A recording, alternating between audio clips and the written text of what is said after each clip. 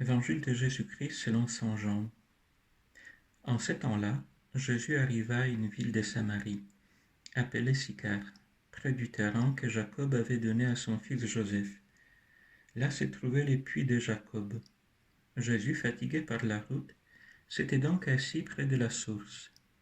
C'était la 6e heure, environ midi. Arrive une femme de Samarie qui venait puiser de l'eau. Jésus lui dit, donne-moi à boire.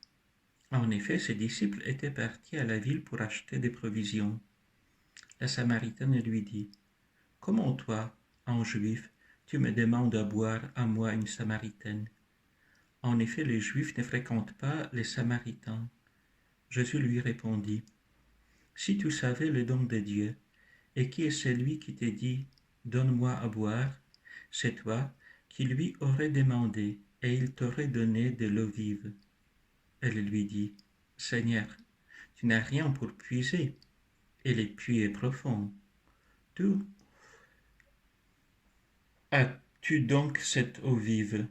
Serais-tu plus grand que notre père Jacob, qui nous a donné ce puits, et qui en a bu lui-même avec ses fils et ses bêtes? Jésus lui répondit, quiconque boit de cette eau aura de nouveau soif, mais celui qui boira de l'eau que moi je lui donnerai n'aura plus jamais soif, et l'eau que je lui donnerai deviendra en lui une source d'eau jaillissante pour la vie éternelle. La femme lui dit, Seigneur, donnez-moi de cette eau, que je n'ai plus soif et que je n'ai plus à venir ici pour puiser. Jésus lui dit, va, appelle ton mari et reviens. La femme répliqua, je n'ai pas de mari. Jésus reprit, tu as raison de dire que tu n'as pas de mari. Des maris, tu en as eu 5, et celui que tu as maintenant n'est pas ton mari. Là, tu dis vrai. La femme lui dit, Seigneur, je vois que tu es un prophète. Eh bien, nos pères ont adoré sur la montagne qui est là, et vous, les Juifs, vous dites que le lieu où il faut adorer est à Jérusalem. Jésus lui dit, Femme, crois-moi, l'heure vient où vous n'irez plus ni sur cette montagne, ni à Jérusalem pour adorer le Père. Vous, vous adorez ce que vous ne connaissez pas. Nous adorons ce que nous connaissons, car le salut vient des Juifs. Mais l'heure vient, et c'est maintenant, où les vrais adorateurs adoreront le Père en esprit et vérité. Tels sont les adorateurs que recherche le Père. Dieu est esprit, et ceux qui l'adorent, c'est en esprit et vérité qu'ils doivent l'adorer. La femme lui dit, je sais qu'il vient, le Messie, celui qu'on appelle Christ. Quand il viendra, c'est lui qui nous fera connaître toutes choses.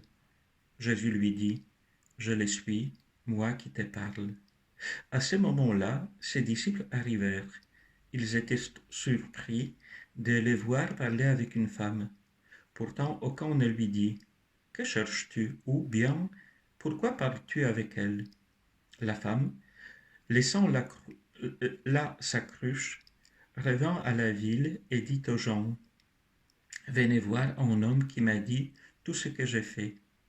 Ne serait-il pas le Christ? Ils sortirent de la ville et ils se dirigeaient vers lui. Entre-temps, les disciples l'appelaient, Rabbi, viens manger. Mais il répondit, pour moi, j'ai de quoi manger. C'est une nourriture que vous ne connaissez pas. Les disciples disaient entre eux, quelqu'un lui aurait-il apporté à manger?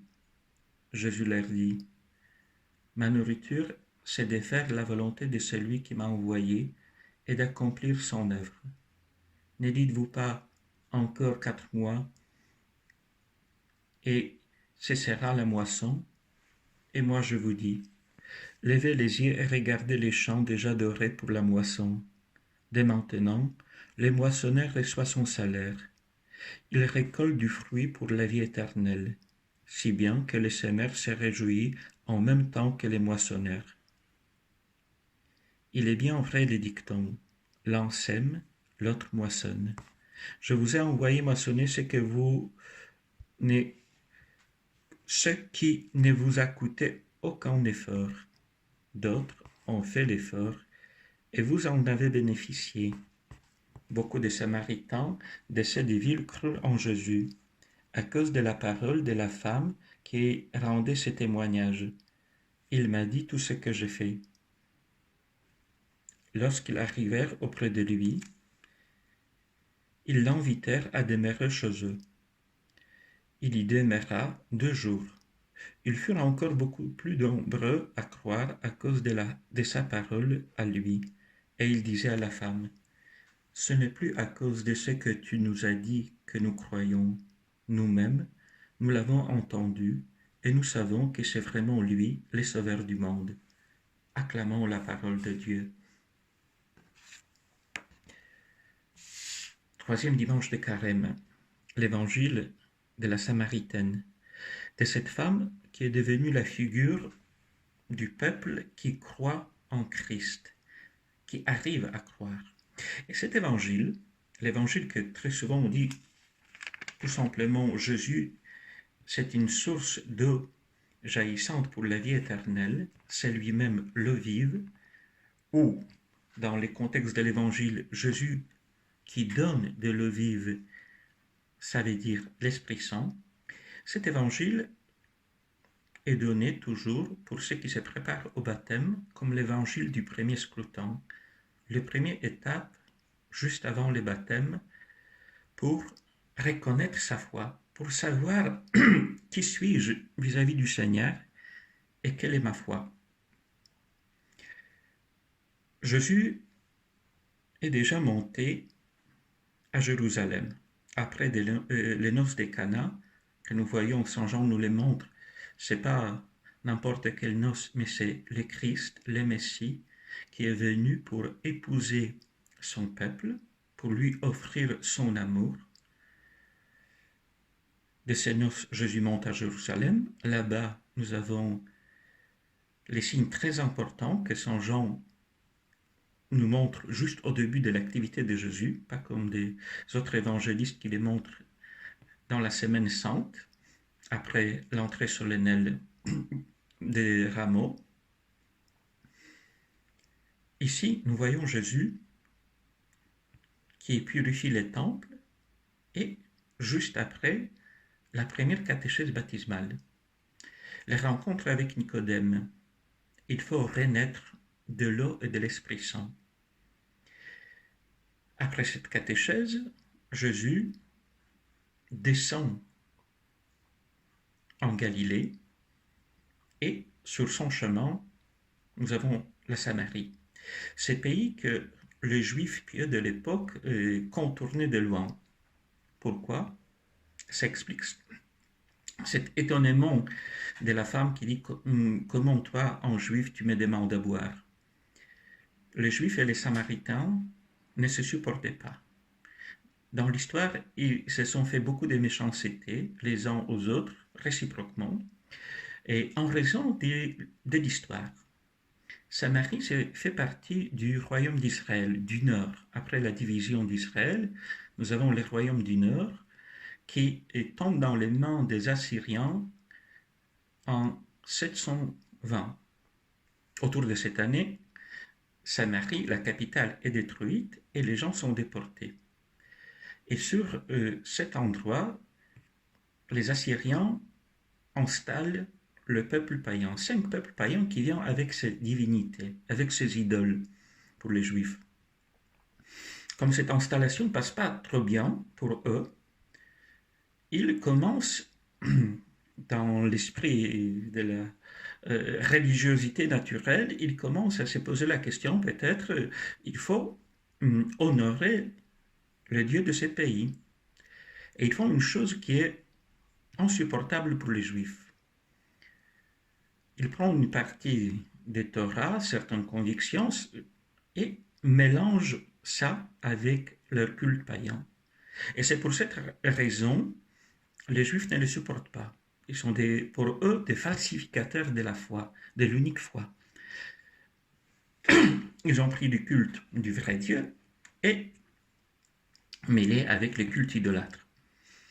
C'est l'histoire Mais cette histoire est tellement importante pour les Juifs que les Juifs pieux, quand ils allaient de Galilée à Jérusalem, ils contournaient le pays des Samaritains de loin pour ne pas même traverser ces pays. Mais Jésus, au contraire, en descendant de Jérusalem, en allant en Galilée, il s'arrête en Samarie. Il traverse ces pays.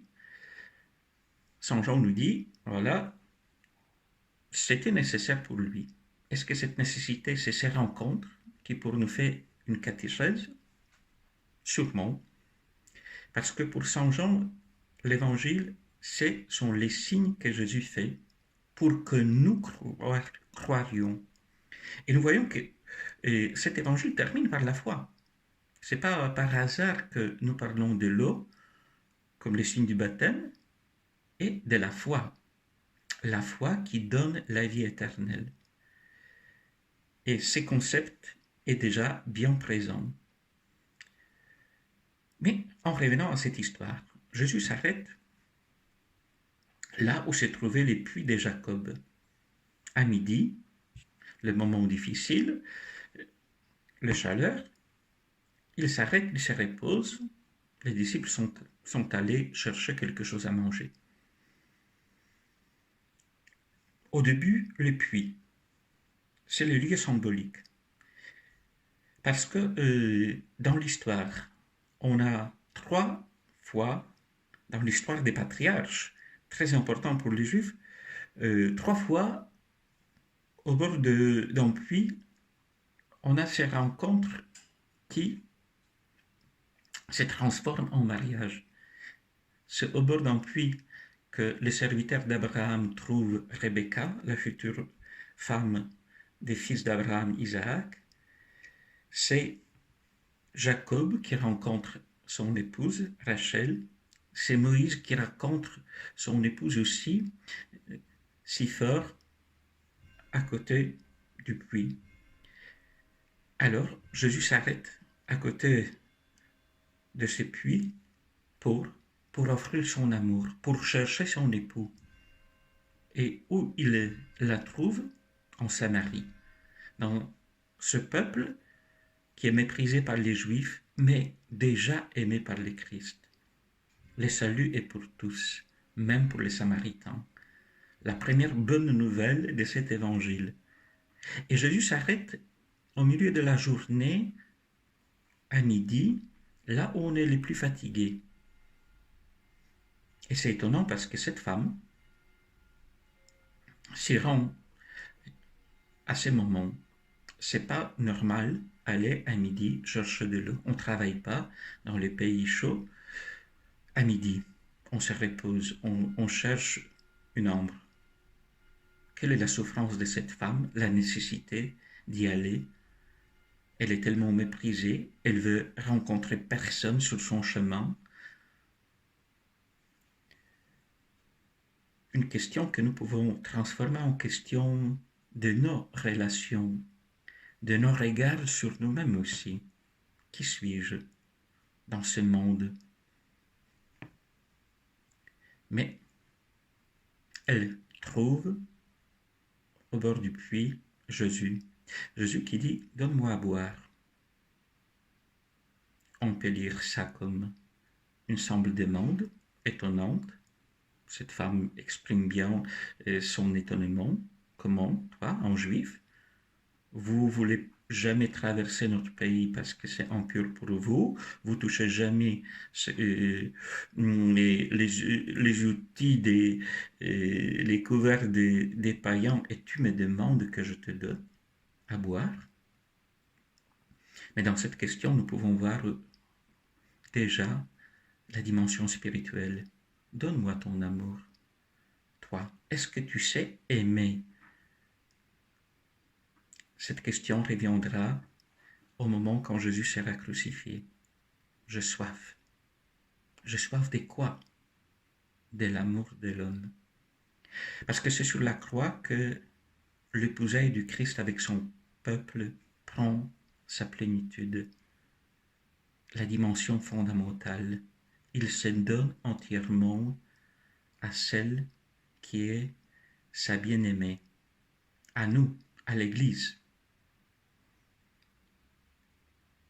Le refus de cette femme, son étonnement provoque la réponse de Jésus. Si tu savais les dons de Dieu, et qui est celui qui te dit donnez-moi à boire, c'est toi qui lui aurais demandé.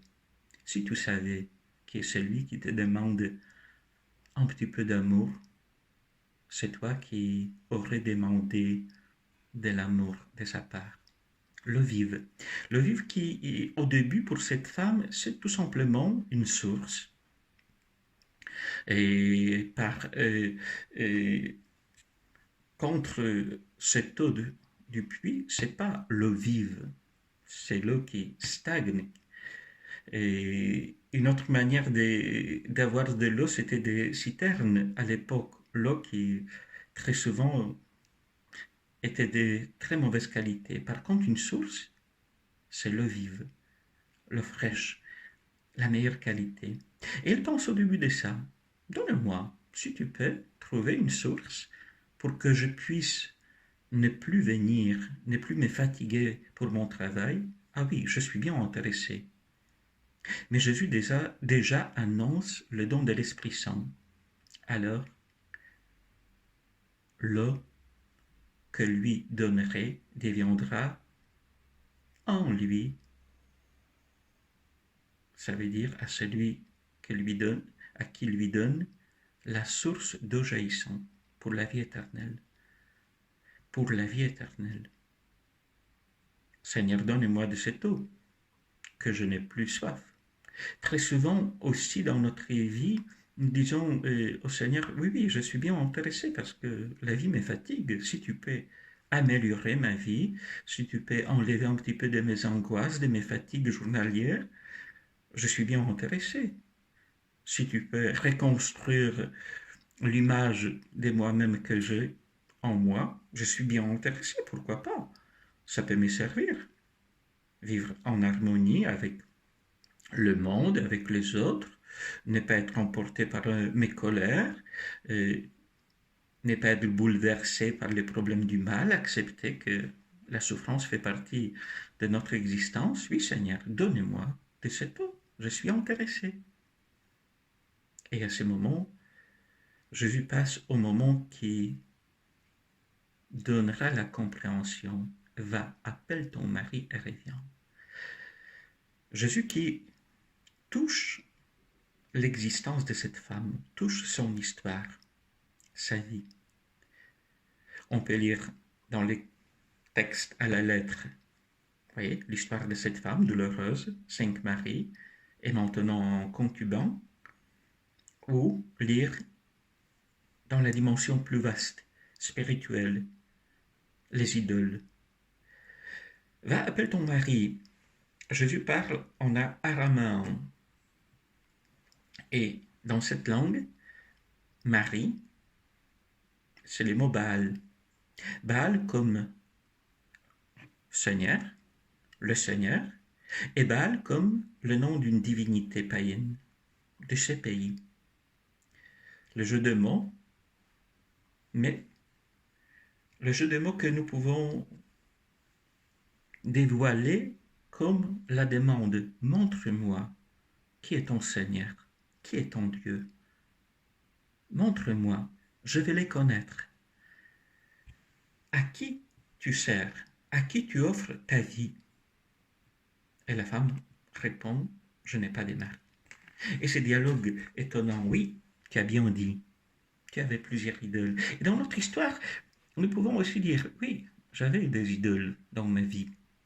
Pour aller au baptême, nous avons besoin de découvrir nos idolâtries, tous les services inutiles dans notre vie, tous les services que nous avons concentrés, à vrai dire, que sur nous-mêmes.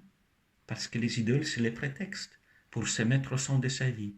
Le travail, l'argent, la santé, la carrière, la réussite. Même des choses qui sont tellement bonnes comme la famille, les enfants, les petits-enfants. Tout ça, ça peut constituer les objets de nos idolâtries. La femme dit, j'en ai plus des idoles. De certaines manières, je suis déjà désespérée. J'ai perdu mes illusions. Les idoles ne donnent pas la vie. Les idoles fatiguent, mais ils ne donnent pas la vie. Mais cette réponse de la part de Jésus, tu as bien dit, tu n'as plus de mari, tes idoles sont morts, maintenant tu te donnes à quelqu'un qui même n'est plus renommé d'être en divinité, en idole. Cette femme, tout de suite, passe à une autre question. Ah, je vois que tu es un prophète. Alors dis-moi, comment il faut honorer Dieu? Vous dites qu'à Jérusalem, nous avons notre sanctuaire ici. Où il faut aller pour vraiment honorer Dieu? Et cette réponse de la part de Jésus, ni à Jérusalem, ni ici en Samarie, mais dans l'esprit et dans la vérité. Être baptisé, c'est pas retrouver un culte lié au lieu. Ici, Dieu nous écoute. C'est le culte nouveau. Jésus qui introduit ce culte dans l'esprit et la vérité. Il faut écrire ces deux mots toujours en majuscule. L'Esprit Saint, la vérité, le Christ lui-même. C'est comme ça que nous avons besoin d'adorer le Père. Les signes très importants pour ce peuple nouveau que Jésus veut. Si cette catéchèse, c'est la catéchèse baptismale qui dévoile nos idolâtries, qui veut qu'on réfléchisse sur le vrai sens de notre vie, sur notre passé, sur nos cultes idolâtres, sur les fausses divinités que nous avons pris comme les choses les plus importantes dans notre vie, si cet évangile veut réveiller la conscience de ça, tout de suite, nous avons besoin de passer à cette promesse que l'Église va réaliser. Le culte du Père dans l'Esprit Saint et dans la vérité. Oui, la femme a entendu que le Messie viendra. Jésus dévoile cette identité parce que la foi, c'est être lié avec lui. La foi, c'est pas une collection de certaines règles morales, de certaines idées que nous acceptons, que nous considérons comme importants et vrais. La foi, c'est être lié avec le Christ, le reconnaître comme le Sauveur, l'unique Sauveur. Jésus dit de manière très claire, je le suis, moi qui te parle. C'est le moment quand l'évangéliste nous montre le retour des disciples. Ils sont étonnés, la femme profite le moment, elle a laissé sa cruche, étonnant, ce qui servait à puiser cette eau n'est plus utile pour elle. Elle devient une missionnaire. Spontanément, elle revient dans son village, vers ces gens que peut-être elle voulait bien éviter, pour leur annoncer « J'ai rencontré celui qui m'a montré, qui m'a dit toute la vérité de mon existence. N'est-ce pas lui le Messie? N'est-ce pas lui, c'est lui qui devait venir pour nous sauver? » Et dans ces moments, nous avons ces discussions. Les disciples posent la question, au début demandent de manger, après ils sont étonnés par les réponses de Jésus. Ma nourriture, c'est de faire la volonté de mon Père. C'est dans la volonté de son Père que Jésus trouve sa nourriture. Et la volonté de son Père, c'est que Jésus nous sauve, qu'il sauve chaque personne. Et pour cette raison, Jésus déjà est bien rassasié. Il a donné la bonne nouvelle à cette femme. Et elle est devenue missionnaire. Tout de suite. Et on peut lire cette phrase, levez les yeux et regardez les champs déjà dorés pour la moisson. C'est maintenant. Vous voyez ces villages des Samaritains? C'est maintenant que elle a reçu son salaire, la joie de rencontrer le Messie. Et tout de suite, elle commence à partager cette joie de rencontre avec le Christ, avec les autres. Dès maintenant, le moissonneur reçoit son salaire. C'est pas après le travail. Pour devenir les disciples missionnaires, ce que le pape François nous répète sans arrêt, que c'est notre vocation, être disciples missionnaires. Au début, nous recevons notre salaire. Nous avons besoin de vivre cette joie de rencontrer le Christ, celui qui nous dévoile la vérité de notre existence. Cette vérité double, comme dit le texte de l'initiation chrétienne des adultes, que les scrutins, cet évangile, c'est l'évangile du scrutin, ils ont ce double but, faire apparaître dans le cœur de ceux qui sont appelés ce qu'il y a des faibles, des malades et des mauvais, pour les quitter, et ce qu'il y a de bien, de bon, de sain, pour l'affermir. La maladie doit être guérie, le bon, le bien doit être réconforté. Et cet évangile se termine avec la profession de la foi. La profession de la foi du village entier, qui dit « Ce n'est plus à cause de ce que tu nous as dit que nous croyons. Nous-mêmes, nous l'avons entendu et nous savons que c'est vraiment lui le sauveur du monde. » C'est cette phrase qui constitue l'objectif de ce scrutin. Arriver dans sa foi, dans sa relation avec le Christ, dans la compréhension aussi de sa propre histoire, à cette profession. Nous croyons. Nous croyons parce que nous l'avons entendu et nous savons que c'est vraiment lui, le sauveur du monde.